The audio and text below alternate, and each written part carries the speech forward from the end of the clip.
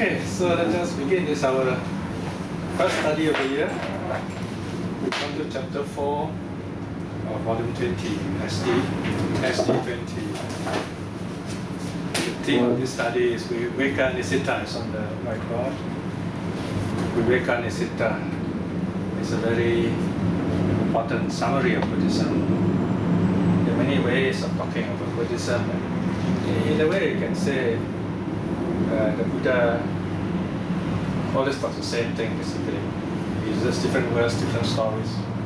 You always go back to one idea.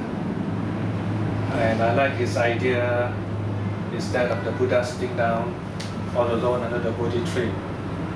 In fact, if you look at all the religious icons, all the religious symbolism, I think the Buddha image is the most peaceful. Peaceful in terms of balance, peaceful in terms of depth, and you can easily connect with it. Of course, you have different kinds of art, but the early Indian art, especially the Greek art, the images are very beautiful. And the images represent balance, harmony, meditation. But there is another very important meaning related to what we're going to study today.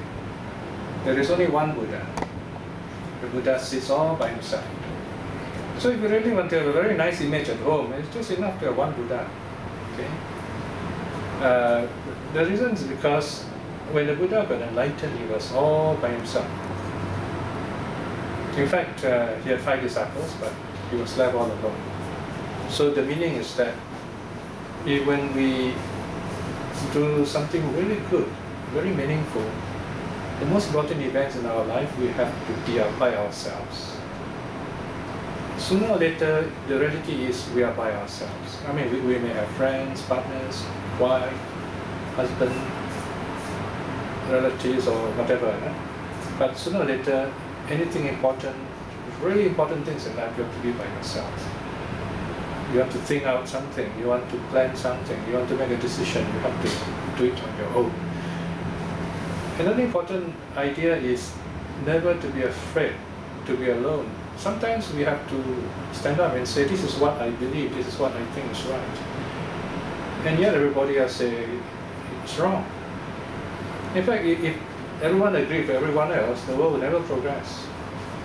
If you look at all these great improvements that has happened to our world, if you look around, buildings, cars, computers, medicine, somebody decided to think for himself.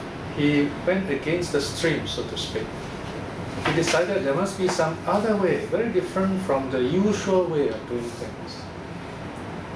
And then he experimented, and then he found it. Take, for example, the simple idea of what we take for granted today, your bicycle wheel or your car wheel, pneumatic tires.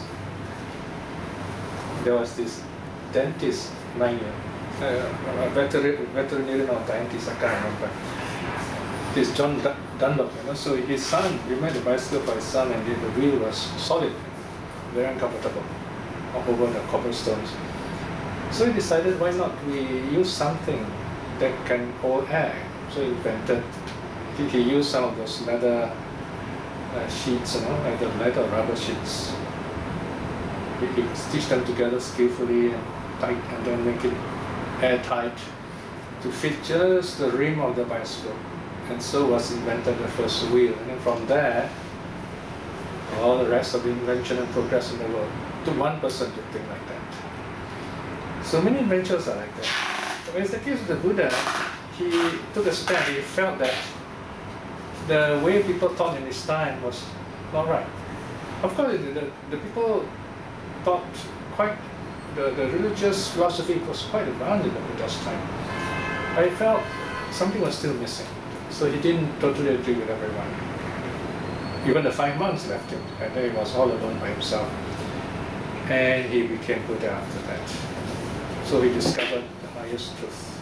And this was the highest truth. So Viveka, this word Viveka means solitude. to be by yourself, not to be afraid to be by yourself. And if you are brave enough to be by yourself, you find you attract the right kind of friends, and you make society happier. People begin to benefit from you somehow. So then the second word, nissita, means dependent. In other words, using this idea. Okay? We're on page 34. So today is a topic. It's like various suttas to cover this topic, Vivekanissita. The formula is quite standard. You would turn to page 34, this very famous passage. We call it a stock passage. That means, or a big word is pericopic. You find this passage repeats itself all over the suttas. Dependent on solitude, dependent on fading away. Here, that's what the word says, dependent on fading away. Here, fading away of lust. Or sometimes you can use another word called dispassion, viraga.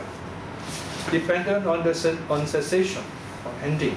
Here meaning cessation means ending of suffering.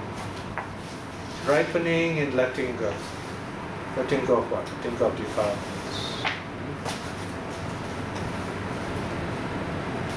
So, the Pali word is given there, the bottom line. Before that, there is a square bracket. This is an alternate translation. You can also translate as based on solitude, on dispassion, on cessation, maturing in release. This is the essence of Buddhism, a summary of Buddhist practice, in other words. Not Buddhism as rituals, but Buddhism as the Buddha intended it, in other words. Vivekanissita, viraganissita, nirodhanissita, osaka parinama. Okay. So you notice the first three qualities, viveka, viraga, nirodha, you need to use them, nissita, right? And then parinama, that's the result, osaka, release, freedom, if you like, mental freedom. And this passage is attached to many important, all the key teachings that we know in Buddhism. The Eightfold Path, for example, the 7 awakening factors, and so on. All these teachings you find this phrase is given. In other words, this is why you practice this. It is dependent on solitude, dependent on fading away, dependent on cessation, ripening, and letting go. They go in stages. This is another way of looking at what happens in our mind when we really practice the Dharma, in other words. It's not a cyclic thing. Like you do chanting, it's cyclic. You just chant and then finish chanting. And next week you come again, chant, and then that's it, So it's just a kind of one level. Right? Of course, you may feel happy, and after that, that's it. You chant again if you're happy, and that's it. Okay?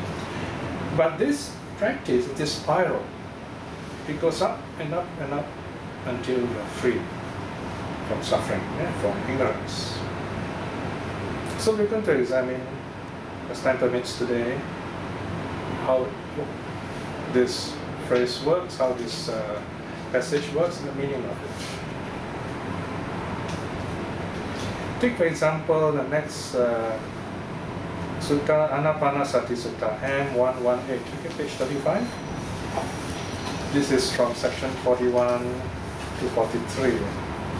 Let's see the context of this Vivekanissita formula. And how bhikshus are the 7 awakening factors cultivated and often developed to bring true knowledge and liberation to perfection. Here bhikshus, here monk means a meditator, cultivates the awakening factor of mindfulness. And then you notice the Vivekanissita formula. The awakening factor of mindfulness. How do we use this mindfulness?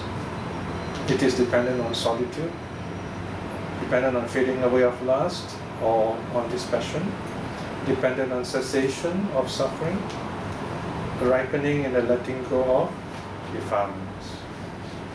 Let's look through the whole passage that I will explain. Second awakening factor. He cultivates the awakening factor of Dhamma investigation. And then the whole formula repeats itself. The purpose of this Dhamma investigation. Vivekanissita formula. He cultivates the awakening factor of effort. Right effort. He cultivates the awakening factor of joy. How does joy arise? You are mindful in your practice, different kinds of meditation. You investigate dharmas, mental states that arise in your meditation, or whatever mental states will arise. Investigate, that means observe what's going on, notice the pattern, reflect in terms of the three characteristics: impermanence, unsatisfactoriness, and non-self. Continue making the effort. If you do that, you feel a sense of joy, inner joy. Then 5, he cultivates the awakening factor of tranquility. After the joy, you feel mentally still, calm, balance. 6, he cultivates the awakening factor of concentration, samadhi. The mind becomes more focused. Notice again, you start with mindfulness. That means any kind of meditation, not necessarily deep meditation, but you are mindful, you are aware, present moment, the mind is in the present moment, investigating, looking what's going on right now. Keep up the effort, and you do that, joy arises. As a result of the joy, there is peace, tranquility, and your mind becomes more focused, more concentrated. And then there is equanimity. That is factor number 7. Equanimity can refer to jhana, or it refers to just really peaceful, calm mind.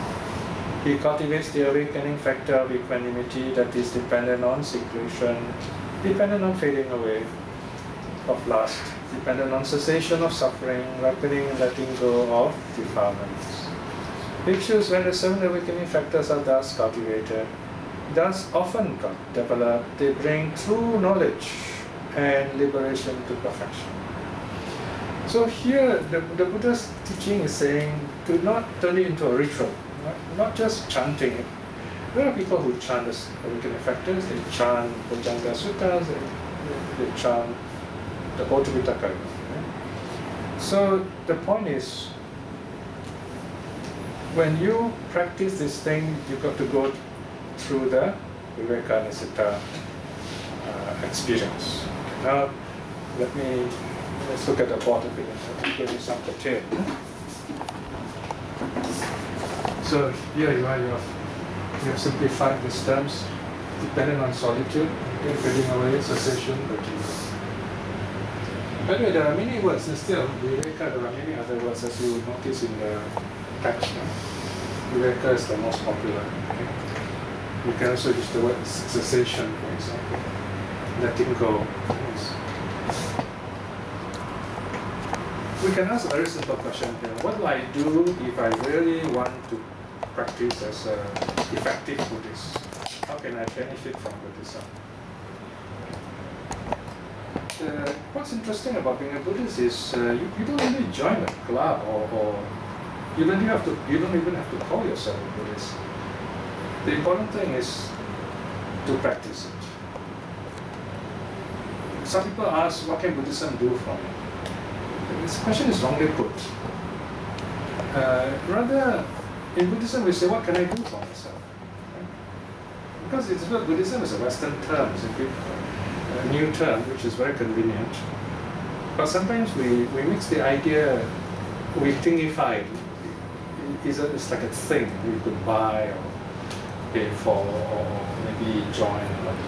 Yeah, of course you can join a group practice and so on, but you've got to do it yourself somehow. That's the meaning of solitude. Buddhism starts with solitude. That's why I say it's very important to recollect the Buddha sitting all alone under the Bodhi tree, happily sitting under the Bodhi tree. It's dark at first, middle of the night, and then he gets enlightened, and then he's sitting facing the east, and then the sun is just rising, brightening him. Beautiful morning. So we can be like that, in other words. But you've got to begin by being brave and say, I am willing to stand by myself, sit by myself, all alone if necessary. When I translate my sutta, I got to be by myself. And it's a beautiful moment. I'm truly happy with myself. If you like cycling, you also pedal your bicycle alone. You like driving, you do it alone. You like to paint, whatever, you do it alone. Of course, there are things we do with people. It's like a celebration, But you must have something to celebrate, I mean, if you're suffering, you can't celebrate, right? So that something real to celebrate starts with yourself being alone. Because you discover this great joy through your own being that you're able to connect with other people. Why do we like to connect with other people? Because we feel they have something good, happy, joyful to offer us. So we're willing to spend time with them. So if you have that, people come to you. Or someone is happy, you want to connect with that person. So this is the meaning. When you're alone like the Buddha under the Bodhi tree, you attract joy, you cultivate joy. Anyway, I'm jumping into a bit here. So let's go back to solitude, right? So solitude means you are there by yourself. Then we can go a little deeper. We can ask what's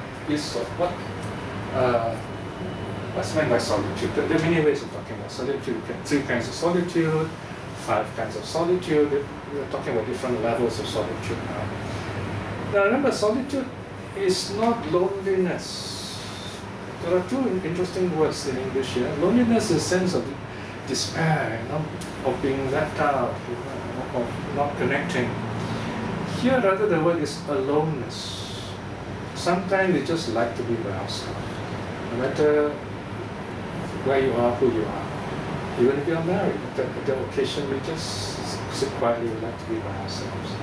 So that this marriage, this relationship becomes richer. It's not that we tire of people, it's just that you find when you connect with people, your energy is going out all the time. So occasionally you have to recharge. You notice after you attend a wonderful New Year party or any kind of gathering, it gets tedious after a while.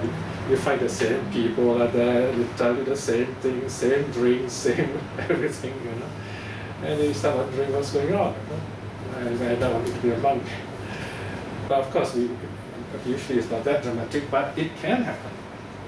The point is, gatherings can be interesting if you have something interesting to offer. So this is, where does this interesting thing come from? It comes from deep inside your mind and your heart. This is where we can look at solitude on 3 levels. Maybe it's a simple division. Solitude of the body, that's the first one. In other words, if you want to practice Buddhism, meditation, number 1, you sit quietly. That's called solitude of the body. You go to a quiet place, and there are some famous verses. Where's the verse about going to the cave and so on? Did you see any verse here? For example, in the Satipatthana Sutta, the Buddha will say, okay, go to all these places, a cave, a mountain ravine, some quiet area, empty building, even open space. So you go to a suitable place so that you can be by yourself and no one will disturb you. Then you sit quietly. We close our eyes. We don't move. That's because we want to let go of the 5 senses. The 5 senses are the world. We are letting go of the world. What can be more alone than that? Letting go of the world. So that is solitude of the body. You let go of the senses, basically, or you try to just be at peace with your senses. Then the purpose of this, usually it is not done for itself. The purpose of this is to have mental solitude, it's the second level of solitude. When the body is still, the 5 senses are calm, that the mind is clearer. You can see the mind for what it is by itself. Why do you want to do this? Because this mind is the manager, it's the stage director. This mind is the one that makes stories of all the senses, makes sense of the senses. This mind creates our world. So we understand this mind, we understand the senses, you understand yourself, if you understand yourself, you understand everyone else, so to speak. You begin to understand the world. Why? Because you are your senses, the senses are the world. The Buddha says in the Sabha Sutta, that's what the all are your 6 internal senses, the 6 external sense objects. That's the world. So you can understand yourself, you understand everything else. So that is a mental solitude. If you like, you can include jhana here. It's joy of being yourself. But there's a third one. The third is called solitude of the substrates, upadhi.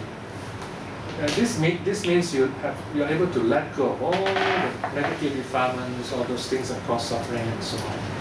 You have no feeling and no need of collecting things in the world anymore. You're happy for yourself.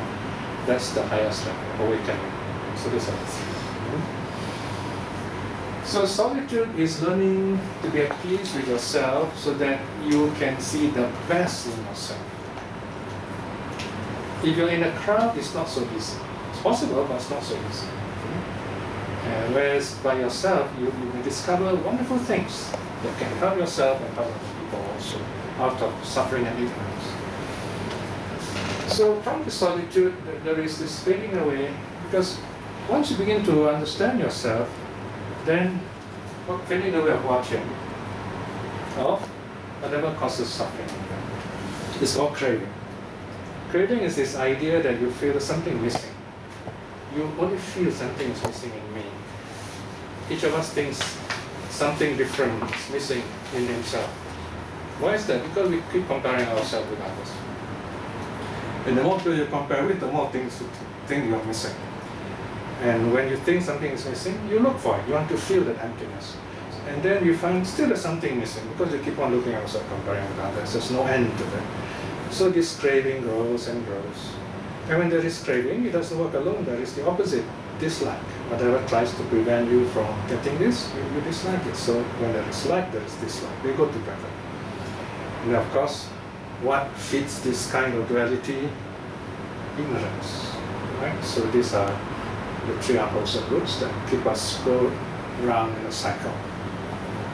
Even as I say this, you just start thinking and say, this is familiar, I know this. And yet, it sounds so new, it sounds so real to us. That is why when you listen to the Dharma, you are actually hearing the same thing. But although you're hearing the same thing, even when I'm speaking the same thing, to me it's like something new, something that I could really use and make myself happy. It's like food, It's always food. But you're sitting there and it's fresh food, you eat it and you you become healthy, you feel good, You don't say, oh no, it's food again, I'm not going to eat it. You don't say that. You still eat food, but it's not really the same food. Because when it comes to Dharma, I can tell you personally, I've been studying suttas for the last 40 over years. And it's amazing how new things keep coming up from the same sutta, even if I study it over 30, 40 years. That's what makes it so interesting. And to tell it to others makes it even more interesting because you find people also realizing, wow, how come I never hear these things before? And then they come back and tell you, my life has changed, I feel happy because of all this. Fading away of craving. We normally define ourselves by other people. We normally look for things out there because people say it's good or you think people have it. You know what you need, you know what makes you happy. So there is cessation of suffering, cessation of ending of unsatisfactoriness, of dukkha, of suffering. Suffering is self-defined. When we create our own suffering. Pain, suffering. Pain can be avoided. You can say pain occurs in the body. But suffering is a mental thing. It is not exactly right to say the body suffers unless you talk of it in a figurative way.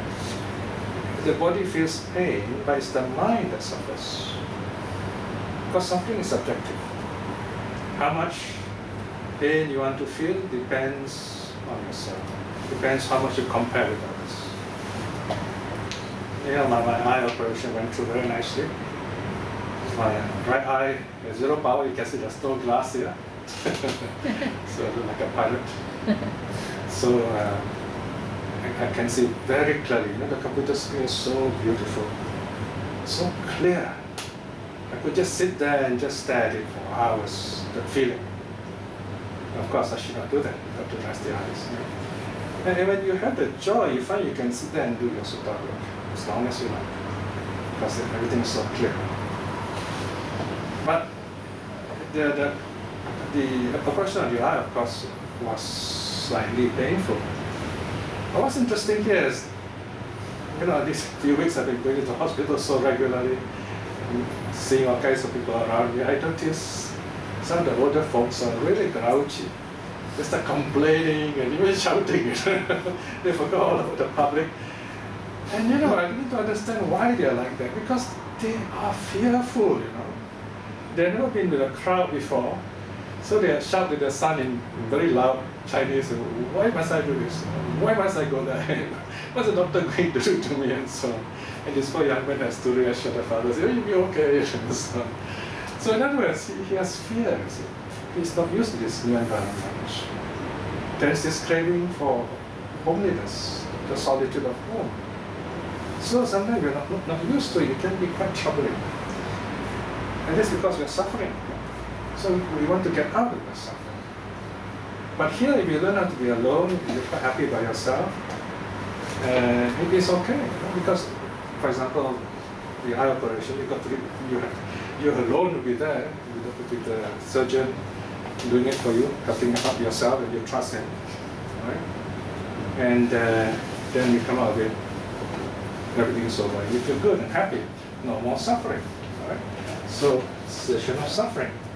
Now I can do my work. I'm so happy doing my work. One important thing, I make less typos, because now I can type fast, but I don't notice those errors. Lots of errors, right? But now the errors are significantly cut down. So cessation of suffering. In other words, you become better at things, and you're not affected negatively by things outside of you and inside. And finally, you let go of all defilements. If you practice properly, you might even end up awakening as an arhat. If not, maybe a streaming. So, in a simple way, this is the stages of awakening. Okay. So I've explained most of the stuff here up to page 38. So the three kinds of solitudes, section 4.2, you can read out by yourself if you're not able to follow what I've said. Let me just go through some of these points again, so that we can reflect on them. Page 38. Physical solitude. Remember I told you about the three kinds of solitude. First is the bodily physical solitude. This is from the Digha Nikaya, Digha number 2. The physical solitude, possessing this aggregate of noble moral virtue, the aggregate of noble sense restraint, this aggregate of noble mindfulness and full awareness, this aggregate of noble contentment, he resorts to a secluded dwelling. So a secluded dwelling is a general term for a quiet place suitable for meditation. What kind of places? A forest. Here, a forest, of course, would be a suitable forest. The equatorial jungle is not an easy place to go to unless you clear up the place a bit and make sure you're safe from wild animals. That's the meaning of forest. The foot of a tree. This can be in a garden, maybe a place like a public park, like the botanic gardens, or even a tree in your own home or near your home. Why a foot of a tree? It is shady, it is safe. Some of these trees are so big and their leaves are really large. Even when the rain falls, you are still sheltered. And that's one good thing. And then there are some monks who live at the foot of trees. Then the next is a mountain. A mountain somehow, if you have been to mountains, you can know that the mountains can be very refreshing. Mountains with trees and growth. Of course, again, you've got to look for a safe place where there is shelter. You find later a hillside cave or mountain cave is mentioned. And the next one is a gully or a gorge. This is where it's like, what do you call it?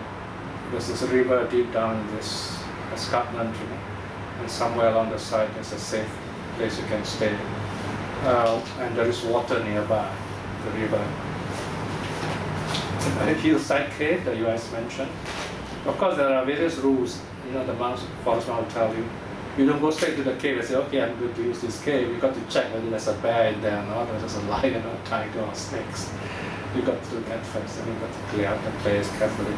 Of course, the first thing you do there, you should do when you go to such a place is to send out loving kindness. It's very important, so that you kind of exude this nice feeling into this area. And then a cemetery. Okay, this is not an easy place to live in. We often see all these ghost stories and we get terrified with this, right? Well, the idea of a cemetery being suitable for meditation is because very few people go there. So you're not likely to be disturbed. Okay? And here's where you'll be instructed how to choose a proper place. For example, if there's a dead body there or someone just got buried there, you're not going to stay downwind.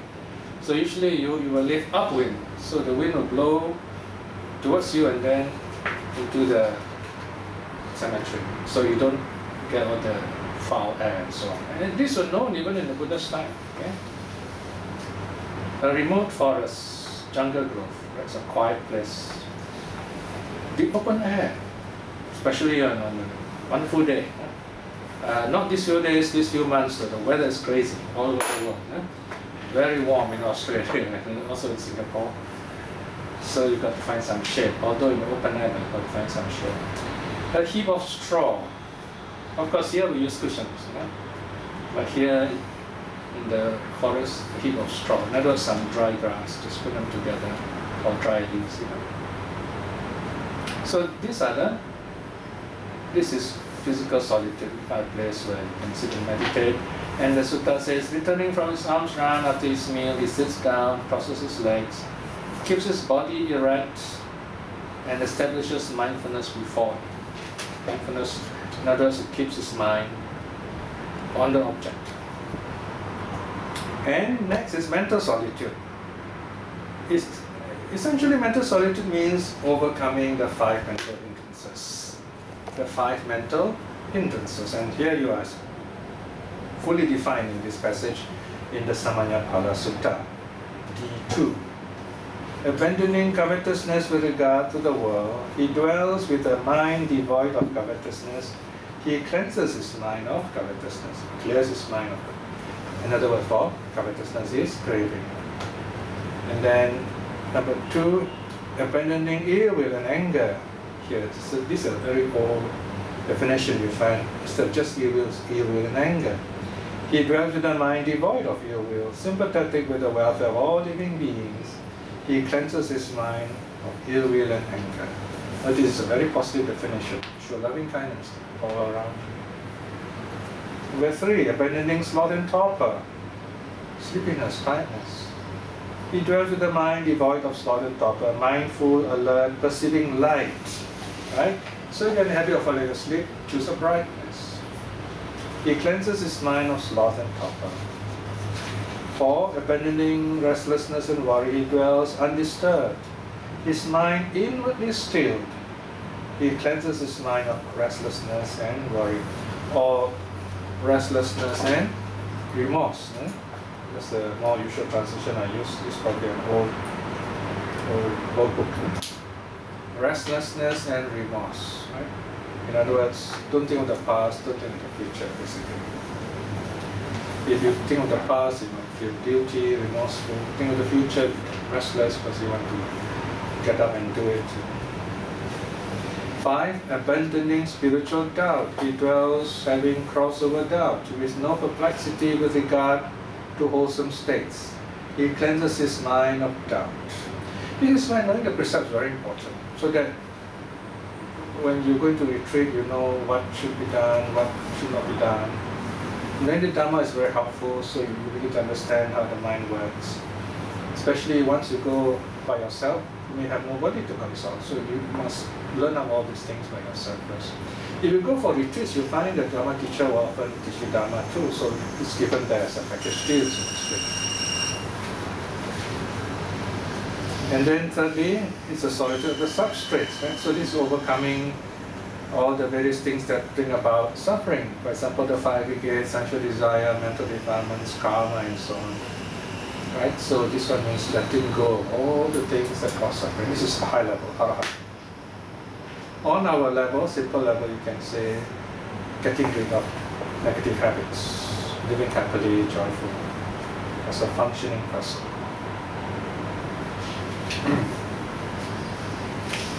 Now on the higher level, solitude of the body means keeping the precepts well. Wherever you go, you're happy. Here again is defined in the Mahanidesa. Mahanidesa is one of those later books of the canon of the Viveka, page 39. What is the solitude of the body? Here a monk abides in solitude when he resorts to a solitary dwelling or solitary lodging, such as a forest, the foot of a tree, a mountain, a gorge, a mountain cave, a cemetery, a remote forest, the open air, or a heap of straw, abiding in physical solitude. He travels alone, stands alone, sits alone, makes his bed alone, enters the village for alms alone, returns alone, sits himself in a hidden place alone, does his pacing up and down for exercise or meditation alone, and he wanders, dwells, moves about, deports himself, proceeds, protects himself, sustains himself, maintains himself alone. This is the solitude of the body. Right? This is called mental training, going for retreat. This is the definition. Right? What is the solitude of the mind? It is the mind or the heart that, separated from hindrances, has attained the first dhyana. So once the five hindrances are overcome, you attain first dhyana, happy, deep, profound bliss. Separated from initial application and sustained application, he attains, or the mind has attained the second dhyana. Right? So all remnants of thinking are gone. Then separated from zest. So here is a play on word, solitude. Notice you let go of that. You stay away from zest. When you let go of zest, the jhana becomes third jhana. Then separated from happiness and sorrow, you attain fourth jhana. That separated from perception of form, from the perception of sense contact, from the perception of diversity, the mind attains the base of boundless space. So this is the one of the formless jhanas. Huh? The base or ayatana, of boundless space. And then separated from the base of boundless consciousness, where you let go of even of boundless, the concept of boundless consciousness, then actually should be your boundless space rather. But you let go of the concept of boundless space, let's correct that typo, you attain to the next level of formless jhana, boundless consciousness. Then you let go of the perception of boundless consciousness, you go higher still, the base of nothingness. And you let go of that concept, you reach the highest attainable before the Buddha's time, the base of neither perception nor non-perception. And then you come out of it, you reflect on impermanence, you become a stream winner. The stream winner is separated from self-identity, doubt, and attachment to rules and rituals, or rituals and vows, from the latent tendency towards them and the defilement associated with them. So here, this is a wonderful meaning of solitude, meaning you push away, you are away, separated from all this, the three factors. And then the one's eternal is separated from the gross form of the factor of lust, of sense desire, the gross form of the factor of ill will, from the latent tendency towards them, from the defilements associated with them. So in the case of the one's eternal, is able to keep himself away from greed and hate, a little bit more. And then a non-returner is able to overcome even the refined form of the fetter of lust or sense desire, refined form of the fetter of sense impingement, nervous or the feeling arising from your sense experiences, from the latent tendency connected with all this. In other words, he's able to let go of craving. And the Arahat is totally separated from any kind of desire for form existence or for formless existence. He has no conceit, he has pushed away restlessness and pushed away ignorance. Any kind of latent tendency connected with all this are all gone. There are meditators who meditate very well. They could have attained Arahathood, but when they attain those levels, they come out of the meditation and they say, wow, this is really beautiful. And it has this like a subtle feeling for it. And because of that, there's still a slight attachment. So they don't attain Arahathood, they attain non-return. Or sometimes they may have what's called udacha, a kind of restlessness. Maybe they feel, oh, you know, this is such a wonderful thing. So many people do not know this. These people are suffering and so foolish, you know. And they feel a sense of urgency, you know? Almost like a compassion towards the world. So this is where, quite opposite of what the Mahayana like to say, if you have this kind of feeling, you won't become an arhat, but you still become a non-returner. So in other words, this non-returner still has this certain idea of a little link with the world, so to speak. You know? But when he's able to let go of that link, then he becomes an arhat. Because the arhat is totally calm and at peace with himself. So this is where we come to the last part of this study, the 5 kinds of solitude. So this one is a commentarial way of looking at things, of summarizing how we overcome stages of defilement right up to awakening itself. So this is on page 40, 4.3, 5 kinds of solitude. This is from the Patisambhida Magga. This is one of the toughest collection, supposed to be written, compiled by Sariputta. We don't really know who wrote this, so they attribute to Sariputta. 5 kinds of solitude. This is on a deeper level. Solitude through suppression.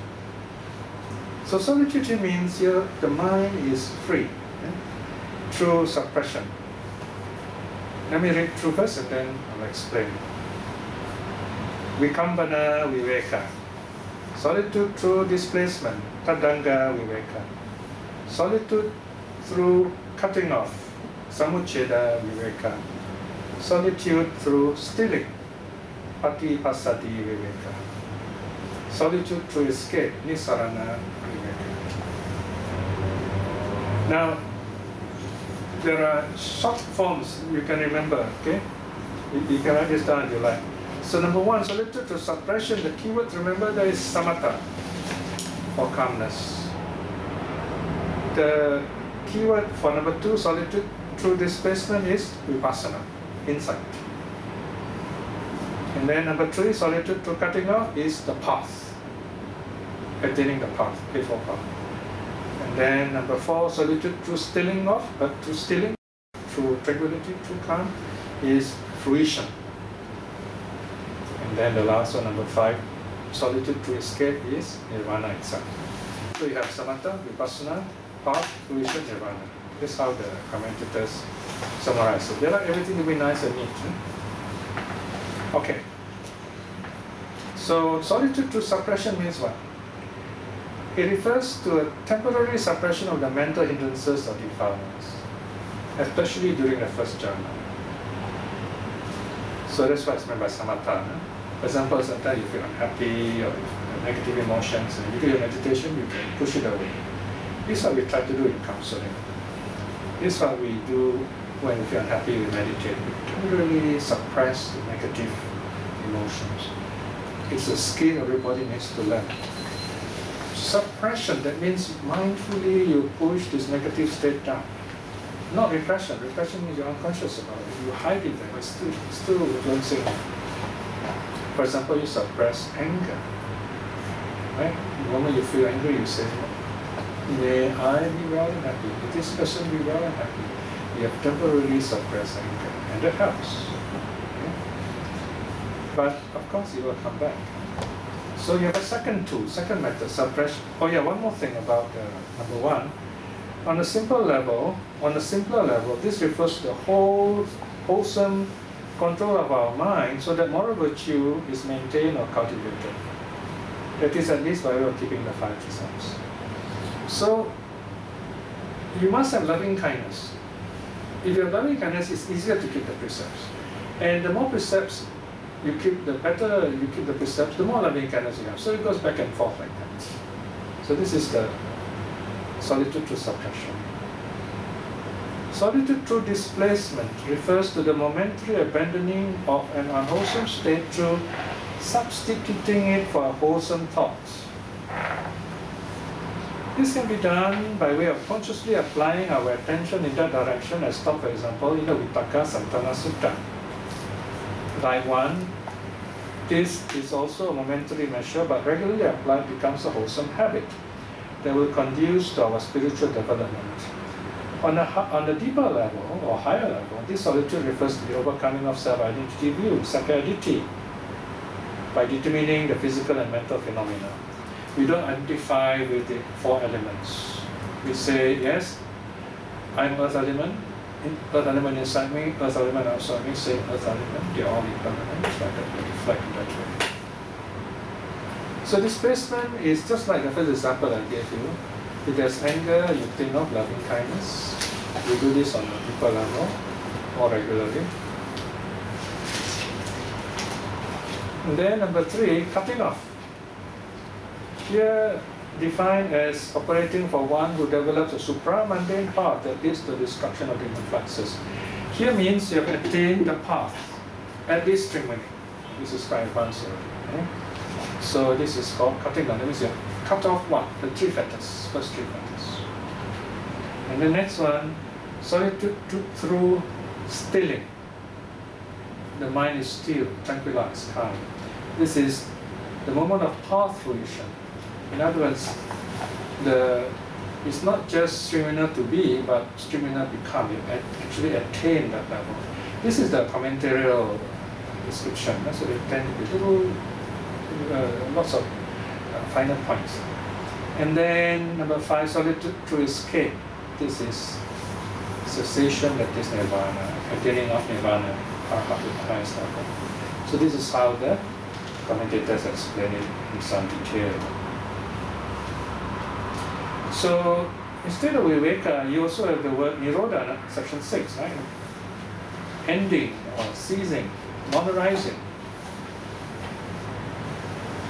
We do not want these negative states to arise. So that's why we practice loving kindness and all the other practices. Right? Another word you can use, number 7, is vosagga, letting go, release. So these are all same meaning. They both have the same meaning. So we nearly come to the end now. So in summary, we can say that this Vivekanissita formula is nothing new. In fact, it's related directly to the 4 noble truths.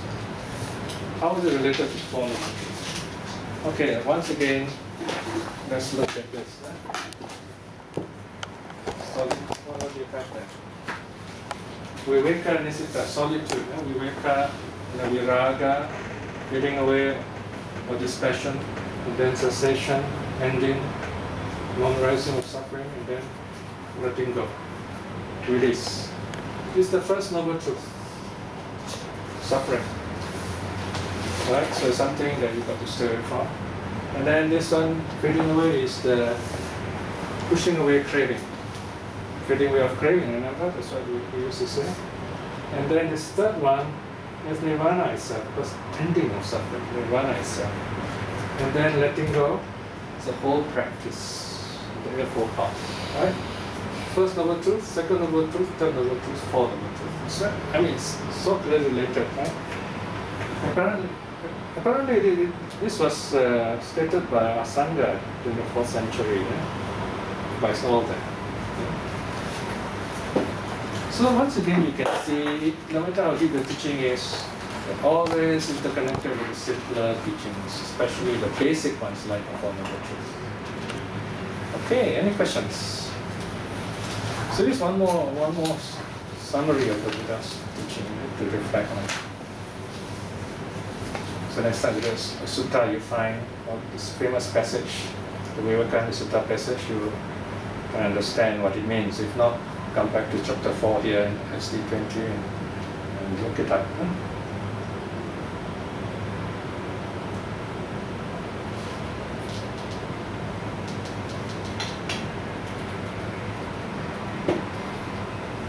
Any questions? So quite clear, huh? So here, in closing, we can say, once again, you see a kind of a gradual path.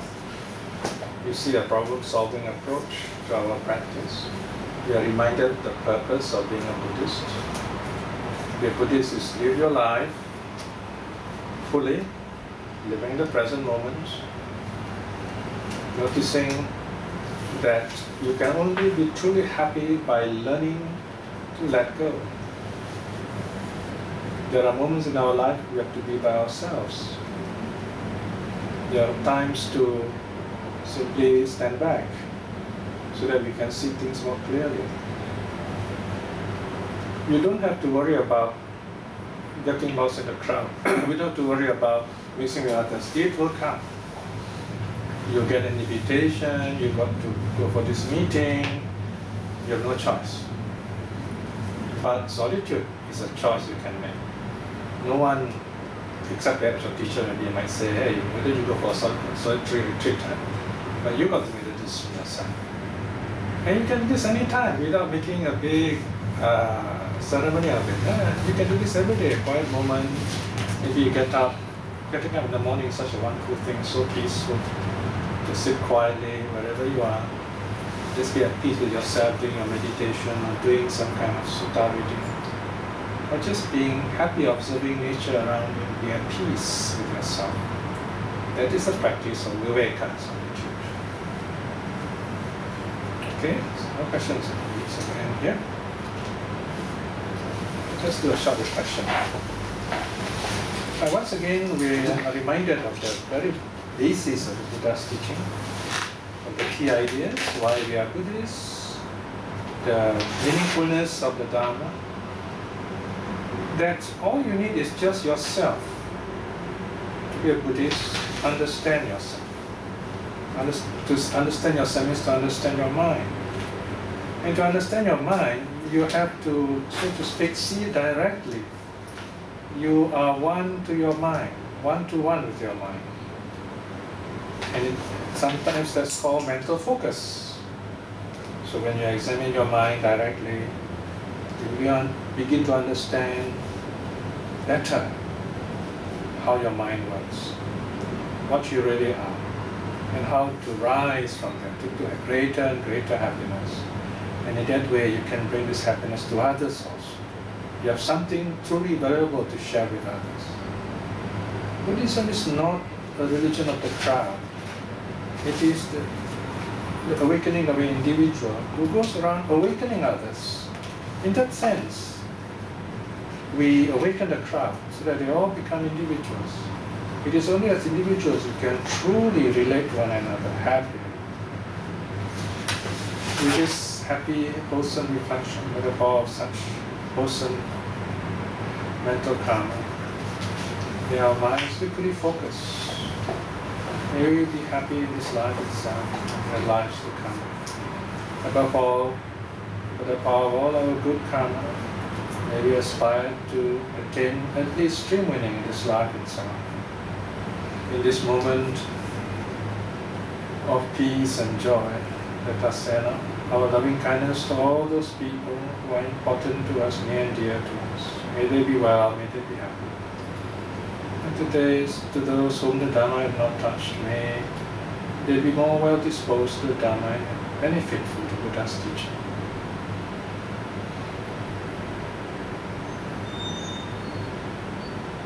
May all beings be well and happy. Sadhu, sadhu, sadhu.